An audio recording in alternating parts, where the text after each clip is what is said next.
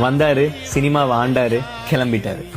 கூட்டம் செய்யறதுன்னு சொல்றீங்களே, அதுக்கு காரணம் 30 வருஷம். 30 வருஷம் ஒரு entire ஜெனரேஷனே வளர்த்ததுதான்.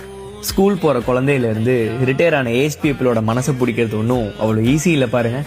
No matter what genre it is, just say Vijay படம், அவ்வளவுதான். 6 வயசுல இருந்து 60 வயசு வரைக்கும் எல்லாரும் உட்காந்து பார்க்க ஆரம்பிச்சிருவாங்க. ஷர்ட் மேல ஷர்ட் போட்டு போக்கிரி பொங்கல்னு ஆடின காலத்துல இருந்து பிளடி ஸ்வீட் வரைக்கும் எல்லாருக்கும் அவங்க மேல அவ்வளோ பாசம். இதுக்கப்புறம் அண்ணா மாதிரி ஒரு ஹீரோவை நம்ம மக்கள் வர்ஷிப் பண்ணுவாங்களான்னு தெரியல.